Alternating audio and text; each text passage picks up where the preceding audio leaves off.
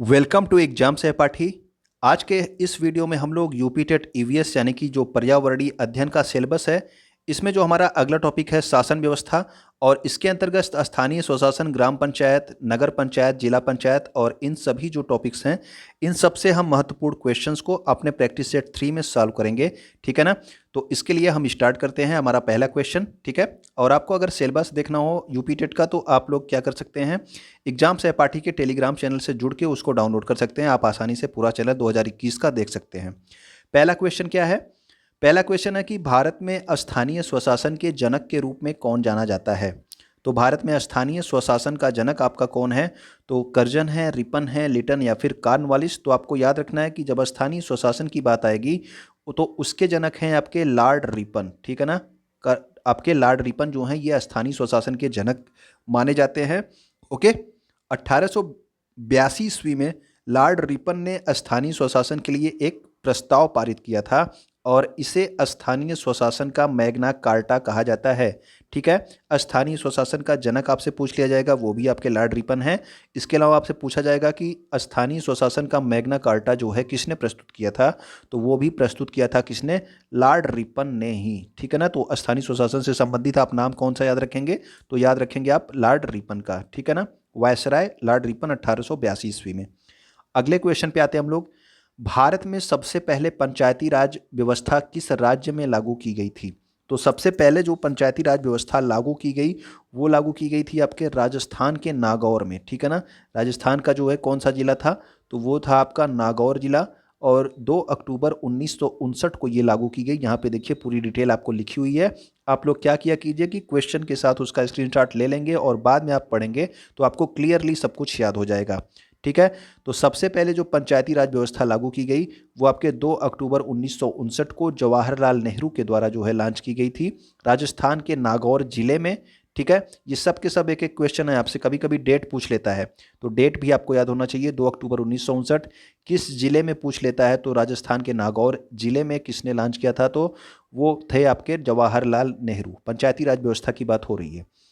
पंचायती राज का उद्घाटन किया गया यहाँ पे। ठीक है। आंध्र प्रदेश जो है ये पंचायती राज प्रणाली लागू करने वाला दूसरा राज्य है। तो एक बार आपसे दूसरा राज्य पूछा गया है, लेकिन यूपी टेट में नहीं पूछा गया, दूसरे एग्जाम में पूछा गया है। तो आप दूसरा राज्य भी याद रखोगे। पहला राज्य तो आपका पंचायती राज वाला जो लागू किया गया राजस्थान था, दूसरा राज्य था आंध्र प्रदेश। ठीक है। क्वेश्चन नंबर 3 में आते हैं हम लोग। बलवंत राय मेहता समिति का संबंध निम्नलिखित में से किससे है? तो ये नाम बहुत इंपॉर्टेंट है। पंचायती राज यानी कि स्थानीय स्वशासन से संबंधित, तो ये नाम आप जरूर याद रखिएगा। बलवंत राय मेहता समिति का संबंध किससे है? तो वो है आपके पंचायती राज से। ठीक है ना। तो पंचायती राज से ये संबंधित नाम है बलवंत राय मेहता समिति। पंचायती राज के गठन के लिए इस समिति का गठन किया गया था, पंचायती राज को बनाने के लिए। ठीक है ना। तो बलवंत राय मेहता समिति ने ही जो है त्रिस्तरीय पंचायती राज व्यवस्था की बात की थी। ठीक है। तो भारत में त्रिस्तरीय पंचायती राज व्यवस्था है। ये भी आपसे क्वेश्चन पूछ लेता है कि भारत में किस कौन सी जो है पंचायती राज व्यवस्था है, एक स्तरीय, द्विस्तरीय, त्रिस्तरीय या फिर 4 स्तरीय? तो ये आपको याद रखना है कि त्रिस्तरीय पंचायती राज व्यवस्था है, जिसमें आपका कौन कौन सा है? जिला है। ठीक है ना। जिला पंचायत, और फिर उसके बाद कौन सा? क्षेत्र पंचायत, और तीसरे नंबर पे आपका कौन सा आता है? वो आपका ग्राम पंचायत। ठीक है। तो ये पहला नंबर, ये दूसरा नंबर, ये तीसरा नंबर। तो 3 स्तर की जो है जो आपका ये पंचायती राज व्यवस्था है, इसकी जो इसको किसने कहा था? बलवंत राय मेहता समिति ने ही इसको सुझाया था। ठीक है ना। 1957 में ये बलवंत राय मेहता समिति बनाई गई थी। त्रिस्तरीय पंचायती राज व्यवस्था के अंतर्गत कौन सा संगठक नहीं है? तो कौन सा एक नहीं है आपसे पूछा जा रहा है। तो अभी आपको बताया गया कौन कौन सा शामिल है। जिला शामिल है। ठीक है। क्षेत्र पंचायत शामिल है, जिला पंचायत शामिल है और ग्राम पंचायत शामिल है। तो ये प्रखंड जो है, ऐसा कोई जो है आपका संगठक जो है त्रिस्तरीय पंचायती राज व्यवस्था का नहीं है। तो इसका जो सही आंसर होगा वो हो गया आपका प्रखंड, क्योंकि ये आपका जो है गलत है, इसमें ये अब नहीं आता है। ठीक है ना। तो देखिए इसमें कौन कौन सा होता है। पंचायती राज जो आपकी त्रिस्तरीय व्यवस्था है, इसमें आपका जिला पंचायत होता है और आपका क्षेत्र पंचायत को आपका ब्लॉक भी बोला जाता है। ठीक है ना। जो आपके ब्लॉक प्रमुख होते हैं वो वास्तव में क्षेत्र पंचायत प्रमुख होते हैं। ओके। तो अगला हो गया आपका ग्राम पंचायत। तो आपका ये ब्लॉक जो है ये जिला और ग्राम के बीच वाला क्षेत्र है। ठीक है ना। ये जिला और ग्राम को जोड़ता है। अगला देखिए, पंचायती राज व्यवस्था किस सिद्धांत पर आधारित है? तो ये सिद्धांत आपको याद रखना है। डायरेक्ट आपसे पूछ लेता है कि ये कौन से सिद्धांत पे आधारित है, ठीक है ना। तो विकेंद्रीकरण नहीं, आपको पूरा असंकेंद्रीकरण ये भी नहीं, लोकतांत्रिक केंद्रीयतावाद ये भी नहीं। तो इसका जो सही आंसर हो जाएगा लोकतांत्रिक विकेंद्रीकरण। अगर आपको लोकतांत्रिक वर्ड नहीं दिया है, केवल विकेंद्रीकरण दिया है, तब आप केवल विकेंद्रीकरण को चूज करेंगे। लेकिन अगर आपको लोकतांत्रिक विकेंद्रीकरण लिखा है तो आपका जो सही आंसर होगा वो होगा आपका लोकतांत्रिक विकेंद्रीकरण, ठीक है। तो पंचायती राज व्यवस्था किस सिद्धांत पर आधारित है? तो वो है लोकतांत्रिक विकेंद्रीकरण। ये वर्ड इंपॉर्टेंट है, वर्ड आप याद रखना। ओके। बलवंत राय मेहता समिति ने पंचायती राज संस्थाओं को लोकतांत्रिक विकेंद्रीकरण नाम दिया था। तो ये जो लोकतांत्रिक विकेंद्रीकरण नाम दिया था, किसने दिया था? तो वो दिया था बलवंत राय मेहता समिति ने। और इन्होंने ही 3 स्तरीय पंचायती राज व्यवस्था की शुरुआत भी की थी, ठीक है ना। इन्होंने ही सिफारिश की थी। ओके, ये तो आपने अभी देख ही लिया। तो बलवंत राय मेहता का नाम जो है इंपॉर्टेंट है, याद रखिएगा आप लोग।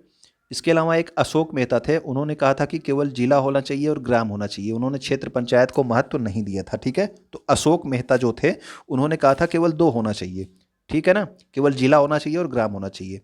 लेकिन आपके त्रिस्तरीय किसने कहा था? तो बलवंत राय मेहता ने।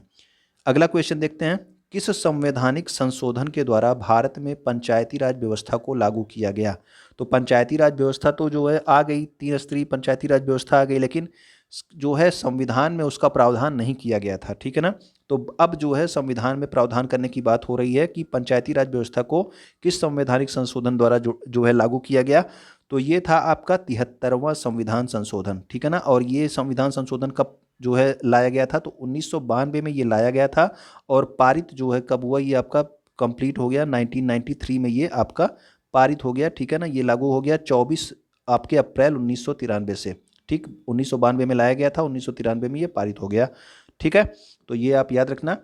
73वां संविधान संशोधन 1952 में आया था, 92 में आया था, इसीलिए आपको 1992 लिखा है। तो 1992 के द्वारा संविधान में भाग 9 जोड़ा गया। इंपॉर्टेंट पॉइंट है, कौन सा संविधान जो है पंचायती राज व्यवस्था से संबंधित है, ठीक। पंचायती राज व्यवस्था से संबंधित कौन सा भाग है आपसे पूछा जाता है, तो वो है आपका भाग 9, ठीक है। एक क्वेश्चन ये बनता है। इसके अलावा जो है इसमें जो है 16 नए अनुच्छेद भी जोड़े गए थे और 11वीं अनुसूची भी जोड़ी गई थी, ठीक है। तो 11वीं अनुसूची जोड़ी गई थी।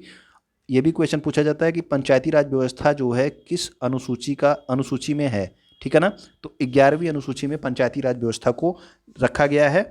और 11वीं अनुसूची में कुल विषयों की संख्या कितनी है? तो 29 विषय हैं। तो ये जितने भी आपके हाईलाइटेड पॉइंट हैं ये सब आपको याद रहना चाहिए। सब के सब एक एक क्वेश्चन आपसे पूछे जाते हैं। ओके, अगले क्वेश्चन पे आते हैं, क्वेश्चन नंबर 7 पे हम लोग।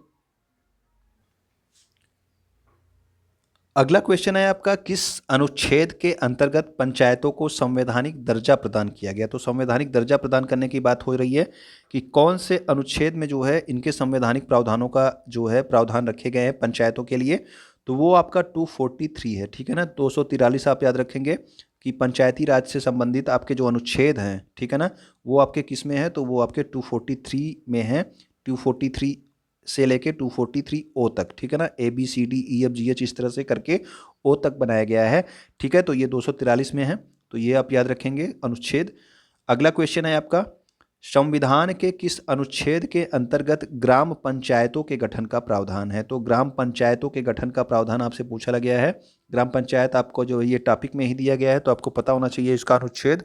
तो ग्राम पंचायतों के गठन का प्रावधान है अनुच्छेद नंबर 40 में, ठीक। तो ये इंपॉर्टेंट है, याद रखना। ग्राम पंचायत किससे संबंधित है?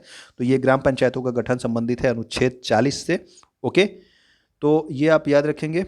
ओके, अगला क्वेश्चन देखते हैं, क्वेश्चन नंबर 9। राष्ट्रीय पंचायती राज दिवस कब मनाया जाता है? तो राष्ट्रीय पंचायती राज दिवस की बात हो रही है। तो राष्ट्रीय पंचायती राज दिवस आपको मनाया जाता है 24 अप्रैल को। और क्यों मनाया जाता है? अभी कुछ देर पहले मैंने बताया था कि 24 अप्रैल जो है, 24 अप्रैल 1993 को, ठीक है, 1993 को हमारा जो है ये 73वां संविधान संशोधन पारित हो गया था, ठीक है। इसीलिए जो है ये आपका लागू हो गया था, इसीलिए जो है ये 24 अप्रैल को राष्ट्रीय पंचायती राज दिवस मनाया जाता है। ओके, तो राष्ट्रीय पंचायती राज दिवस इसीलिए मनाया जाता है 24 अप्रैल 1993 को 73वां संविधान संशोधन पंचायती राज अधिनियम जो है ये लागू किया गया था। ओके, अगला क्वेश्चन देखते हैं। पंचायती राज दिवस बहुत बार पूछा जाता है, ठीक है ना। तो 24 अप्रैल आप याद रखना, डेट इंपॉर्टेंट है।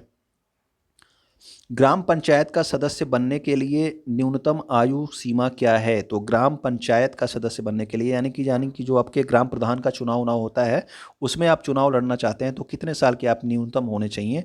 तो इसकी जो न्यूनतम आयु है वो है आपकी 21 साल, ठीक है ना?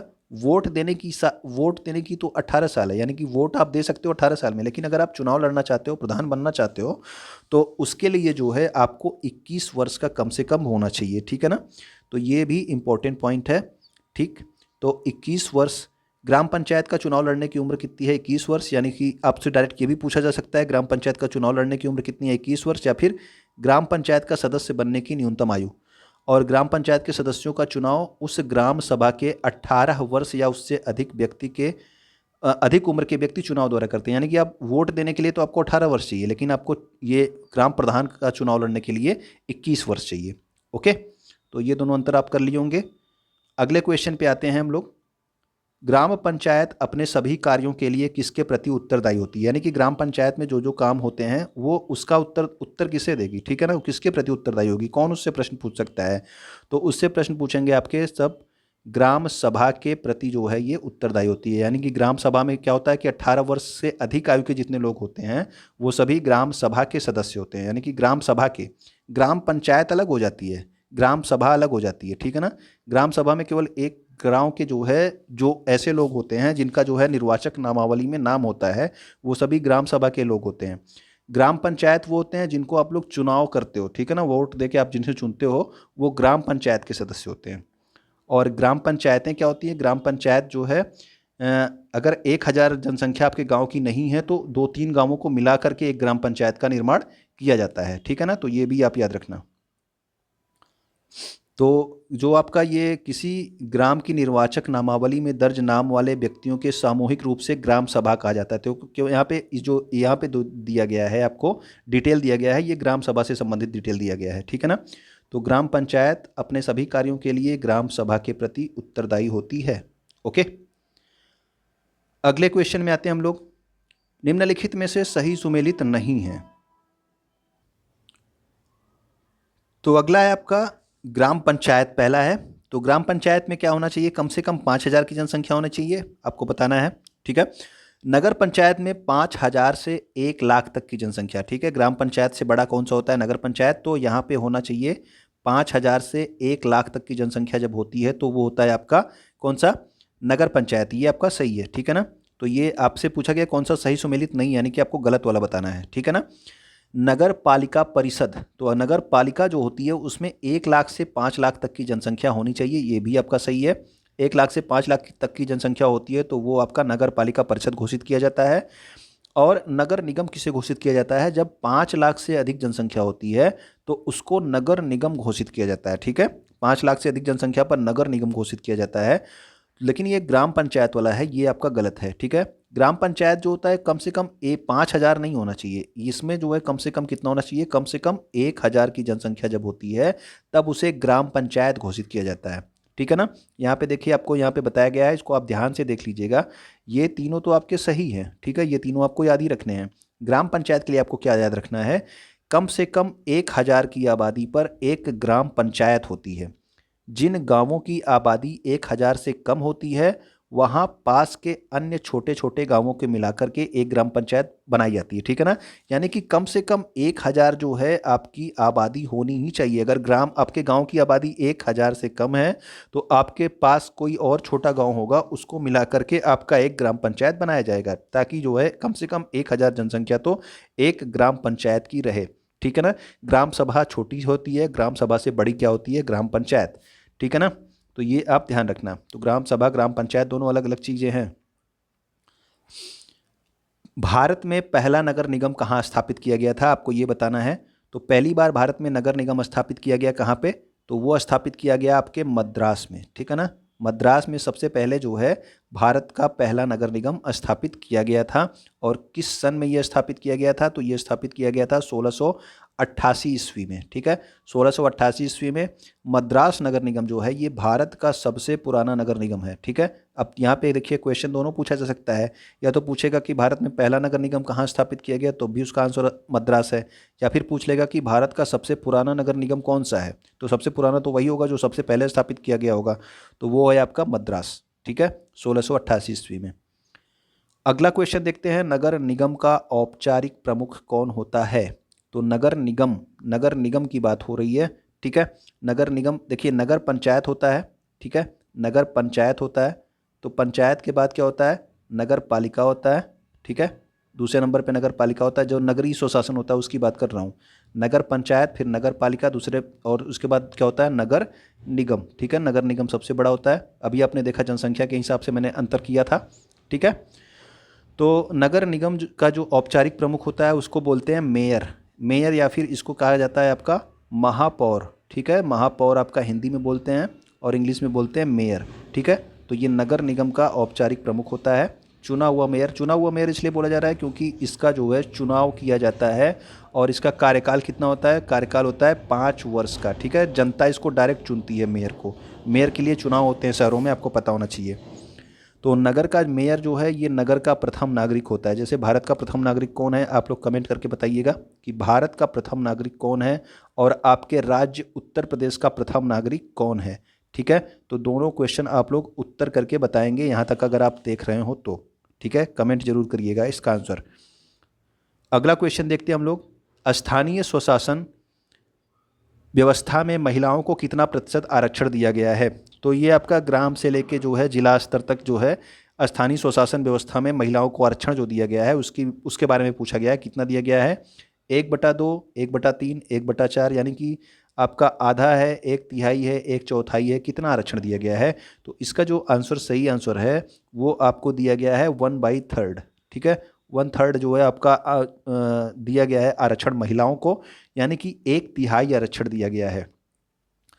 तो इसमें आपसे कुछ भी पूछ सकता है, या तो आपसे पूछ सकता है कितने प्रतिशत आरक्षण दिया गया है। अगर आपसे प्रतिशत पूछेगा तो आपको पता होना चाहिए कि 33% आरक्षण। ठीक है, 1/3 आपका जो 1/3 होता है उसका मतलब आपका ये 33% आरक्षण होगा। ठीक है ना, तो 33% आरक्षण दिया जाता है, या फिर 1/3 सीटें आरक्षित हैं, या फिर जो है 1/3 लिखा रहेगा। ठीक है, तीनों का मतलब एक ही है। ओके, तो महिलाओं को इतना आरक्षण दिया गया है। स्थानीय स्वशासन की बात हो रही है, याद रखना। नगर पालिका कमेटी का प्रधान क्या कहलाता है। तो नगर पालिका जो कमेटी होती है, देखिए अभी आपको नगर निगम का बताया गया। नगर निगम वाले को आप क्या कहते थे, नगर निगम वाले को आपको मेयर कहते थे। किसको कहते थे, ये नगर निगम वाले को कहते थे। लेकिन आपसे पूछा गया नगर पालिका का, नगर पालिका दूसरे नंबर पे था ना, अभी आपने बताया नगरों में। तो इसका जो है चुना जाता है अध्यक्ष। ठीक है ना, अध्यक्ष चुना जाता है, पार्षद नहीं है। ठीक है, पार्षद जो है सदस्य होते हैं नगर निगम के, इसमें चुने जाते हैं, अध्यक्ष चुने जाते हैं। नगर पालिका कमेटी का जो मुख्य होता है, जो प्रधान होता है, उसको बोलते हैं अध्यक्ष। नगर पालिका अध्यक्ष होता है। ओके, तो नगर पालिका में जो कमेटी होती है उसका जो होता है अध्यक्ष होता है, यानी कि चेयरमैन होता है।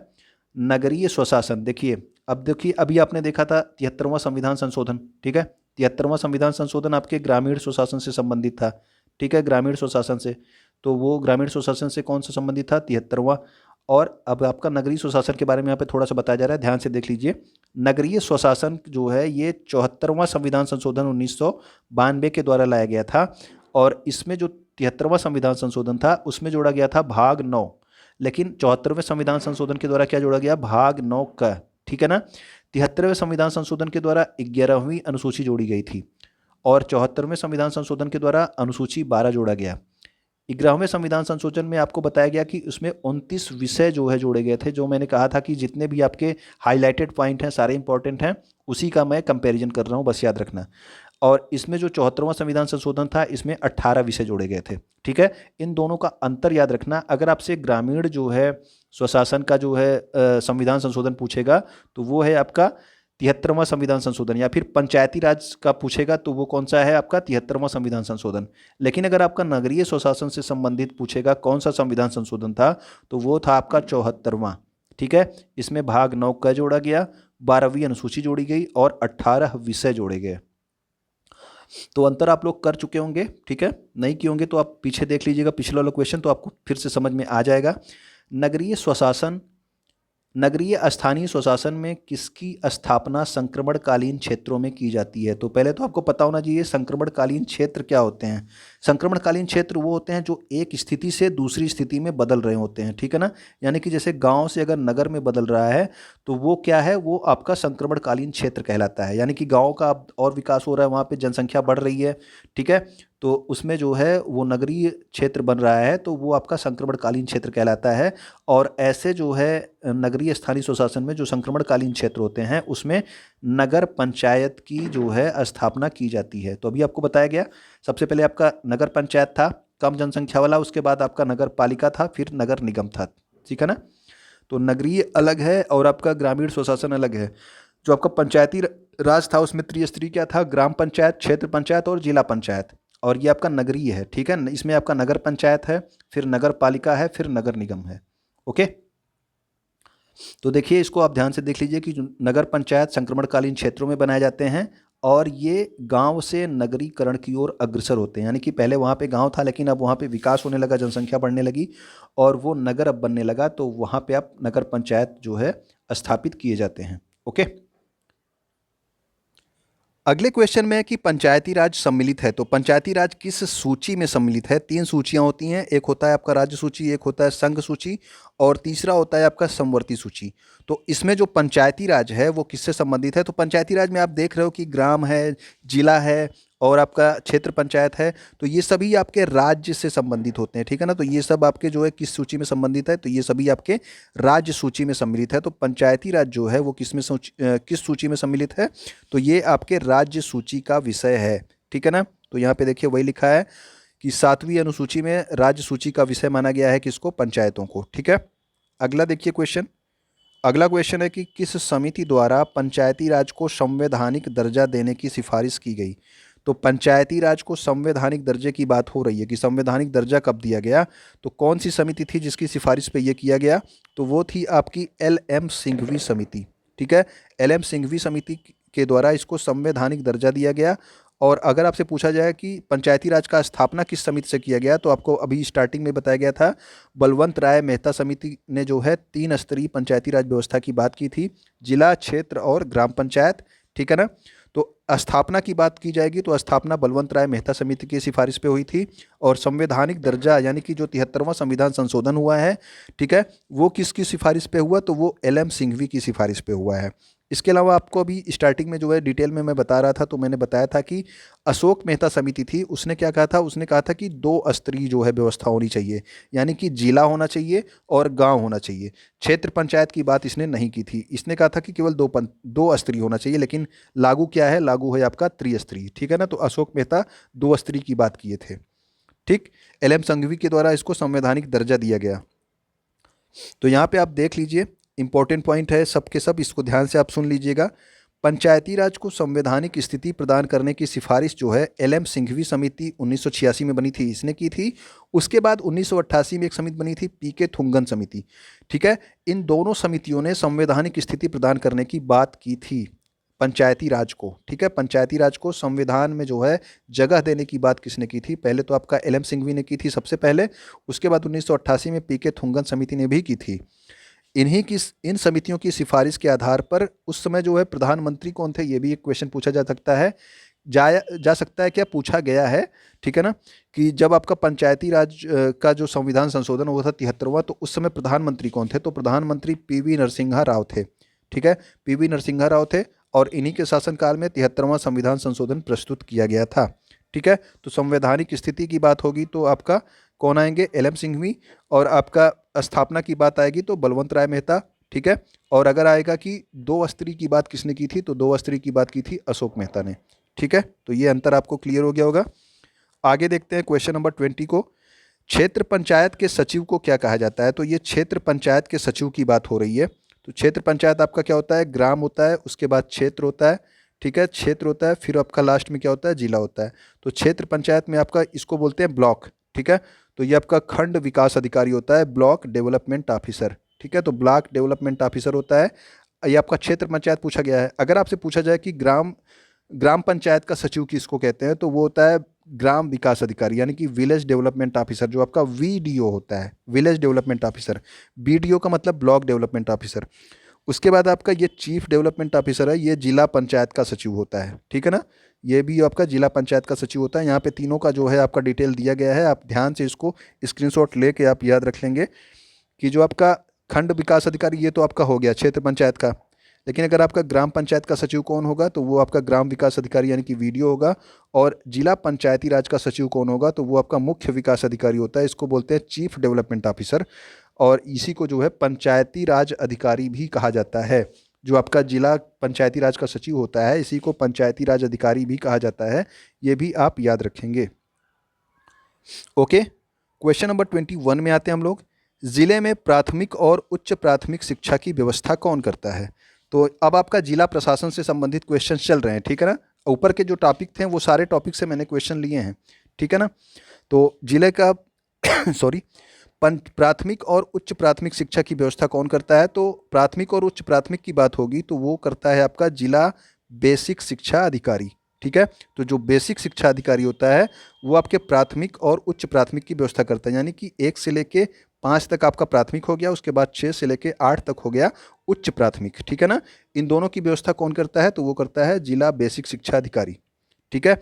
लेकिन अगर आपका 9-10 के ऊपर मतलब कि क्लास 8 के ऊपर की बात पूछी जाएगी तो वो आपका जिला विद्यालय निरीक्षक होता है। 9 to 12 तक की कौन करता है? वो आपका करता है जिला विद्यालय निरीक्षक। ओके, तो यहाँ पे देखिए लिखा हुआ है, इसको ध्यान से देख लीजिएगा कि जिले की प्राथमिक और उच्च प्राथमिक की व्यवस्था करता है बेसिक शिक्षा अधिकारी, और माध्यमिक शिक्षा की व्यवस्था कौन करता है? तो वो करता है जिला विद्यालय निरीक्षक। माध्यमिक शिक्षा यानी कि क्लास 8 के ऊपर की बात हो रही है, और आपका प्राथमिक 1 से 5, उच्च प्राथमिक 6 से 8। ओके, तो दोनों अधिकारियों के नाम आप याद रखेंगे, आपसे पूछा जा सकता है, ये आपके जिला प्रशासन से प्रश्न चल रहे हैं। निम्नलिखित कार्यों में पटवारी या लेखपाल का उत्तरदायित्व कौन सा है? तो आपको लेखपाल की बात पूछी जा रही है, यानी कि कहीं कहीं इसी को पटवारी बोला जाता है, कहीं कहीं लेखपाल भी बोला जाता है। तो इसका काम क्या है? भूमि विकास के लिए रोजगार योजनाओं को लागू करना, शिकायतों की जांच पड़ताल के द्वारा भूमि संबंधी विवादों को रोकना, या फिर भूमि मापन और आलेखों को सुरक्षित रखना, या फिर सामूहिक संपत्ति का निर्माण और रखरखाव। तो जो ये लेखपाल या पटवारी होता है इसका काम होता है कि भूमि का मापन करना और आलेखों को सुरक्षित रखना, यानी कि भूमि के जो आलेख होते हैं, जमीन से संबंधित कार्य ये करता है लेखपाल, ठीक है ना। तो इसका काम ये होता है कि आप जो है भूमि का मापन करो और आलेखों को, यानी कि भूमि के जो आलेख हैं उनको आप सुरक्षित रखो, ठीक है ना। इसके साथ ही लेखपाल को जो 4-5 गांवों की जिम्मेदारी मिलती है उसमें कितनी फसलें जो है लगाई गई हैं इसकी भी सूचना वो सरकार को देता है कि इतनी फसलों को जो है यहाँ पे इन गांवों में बोया गया है, ठीक है ना। और भूमि का मापन करता है और आलेखों को सुरक्षित रखता है, ये लेखपाल का काम है। लेखपाल के कार्यों की देखभाल कौन करता है? तो लेखपाल के कार्यों की देखभाल कौन करेगा? तो वो करता है आपका तहसीलदार, ठीक है ना। तो लेखपाल के कार्यों की देखभाल करता है तहसीलदार, ठीक है।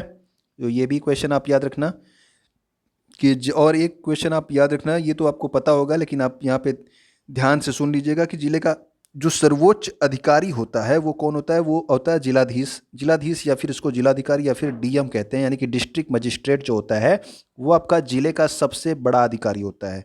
जिले का सर्वोच्च अधिकारी जिलाधीश या फिर जिलाधिकारी होता है, डिस्ट्रिक्ट मजिस्ट्रेट डीएम, ठीक। और लेखपाल के कार्यों को देखभाल कौन करता है? तो वो करता है तहसीलदार, ठीक है ना। अगला क्वेश्चन देखते हैं, क्वेश्चन नंबर 24। पंचायती राज के चुनावों और मतदाता सूचियों को तैयार करवाने का कार्य कौन करता है? तो ये पंचायती राज से संबंधित क्वेश्चन है, ठीक है ना। पंचायती राज संस्थाएं यानी कि आपका जो जिला पंचायत, क्षेत्र पंचायत और ग्राम पंचायत का जो चुनाव होता है उनका चुनाव कौन करवाता है? उनके लिए मतदाता सूचियों को तैयार कौन करवाता है? वो करवाएगा आपका, ये देखिए आपको भी बताया गया कि ये राज्य सूची का विषय है, ठीक है ना। तो ये आपका राज्य का जो चुनाव आयोग होता है यही जो है आपका मतदाता सूचियां बनाएगा, और यही जो है पंचायती राज संस्थाओं का यानी कि जो प्रधान विधानी का चुनाव होता है ये सब राज्य चुनाव आयोग करवाता है, ठीक है ना। राज्य चुनाव आयोग, कोई जिला परिषद नहीं, कोई पंचायत समिति ये सब नहीं करवाती। केंद्रीय वाला जो करवाता है वो आपका विधायकों का, जो आपके राज्य में विधायकों का और सांसद का चुनाव ये सब जो होता है, लोकसभा विधानसभा का, इन सब का केंद्रीय कराता है। लेकिन आपका पंचायती राज संस्थाओं का चुनाव कौन कराता है? वो कराता है राज्य चुनाव आयोग। ओके, तो ये आपका सही आंसर हो गया। अगला क्वेश्चन देखते हैं, क्वेश्चन नंबर 25। इसमें आपसे पूछा गया है कि निम्नलिखित में से कौन सा एक आपका सही सुमेलित नहीं है। ठीक है, तो सही सुमेलित नहीं है आपको बताना है, यानी कि आपको गलत वाला बताना है। पूछा है कौन सा सही सुमेलित नहीं है। तो दीवानी न्यायालय, दीवानी न्यायालय क्या करता है, जमीन जायदाद और रुपयों की लेन देन। तो दीवानी न्यायालय होता है, जिला न्यायालय की बात हो रही है। ये देखो, ये दोनों जिला न्यायालय हैं और इन दोनों में एक सिंपल सा अंतर होता है। वो दोनों अंतर आप याद रखना कि जो दीवानी न्यायालय होता है जिले में, वो आपके ज़मीन जायदाद से संबंधित जो विवाद होते हैं या फिर रुपयों के लेन देन से संबंधित जो विवाद होते हैं उनको सुनता है। लेकिन जो आपका फौजदारी न्यायालय है, ये क्या करता है कि चोरी, मारपीट, हत्या, इन सब से संबंधित जो आपका मुकदमे होते हैं वो सब फौजदारी न्यायालय सुनता है। ठीक है ना। तो दीवानी न्यायालय आपके ज़मीन जायदाद रुपयों के लेन देन से संबंधित है, फौजदारी न्यायालय आपके चोरी, हत्या, मारपीट, इन सब से संबंधित है। ओके। मुख्य चिकित्सा अधिकारी, तो मुख्य चिकित्सा अधिकारी क्या करता है, ये परिवार कल्याण कराता है, टीकाकरण और बीमारी का रोकथाम, इन सब के लिए जिम्मेदार कौन होता है, तो वो होता है मुख्य चिकित्सा अधिकारी। ठीक है ना। और आपका इसी को बोलते हैं सीएमओ, चीफ मेडिकल ऑफिसर। ठीक है ना। अगला आपका मुख्य विकास अधिकारी, तो मुख्य विकास अधिकारी कहता है कौन, जिले का विकास की योजना बनाता है और उसकी देखरेख करता है। वास्तविकता ये है इस क्वेश्चन में कि मैंने यहाँ पे कौन सा सही सुमेलित है करना था, यहाँ पे नहीं लिख दिया है। तो इसमें क्या है कि इसमें ये चारों के चारों सुमेलित है और इसको मैंने आपके लिए इसको बनाया कि आप इसको स्क्रीनशॉट लीजिए और ये सब के सब सही हैं, इन्हें आप याद रखिएगा। ठीक है ना। तो ये सब के सब आपके सही हैं। ठीक है, उपयुक्त सभी सुमेलित हैं, तो आप स्क्रीनशॉट ले लीजिएगा। ये सारे अधिकारियों के बारे में भी आपको जानकारी रहनी चाहिए और ये दीवानी न्यायालय और फौजदारी न्यायालय ज़्यादा इंपॉर्टेंट है। ओके। तो ये हमारे जो है इससे वीडियो से संबंधित सारे क्वेश्चन हो गए। उम्मीद करता हूँ कि आपको पसंद आए होगी तो आप यूपी टेट की तैयारी करने वाले किसी भी दोस्त के साथ अपने ज़रूर शेयर कर दिया कीजिए, वीडियो ज़रूर शेयर कर दिया कीजिए, वीडियो आप लाइक कर दिया कीजिए। इसके अलावा आप अगर सब्सक्राइब ना किए हो तो सब्सक्राइब कर लीजिए यूट्यूब पे, इंस्टाग्राम, टेलीग्राम और फेसबुक पे एग्जाम सहपाठी को सर्च करके आप जो है फॉलो कर सकते हैं। वीडियो देखने के लिए आपका बहुत बहुत धन्यवाद।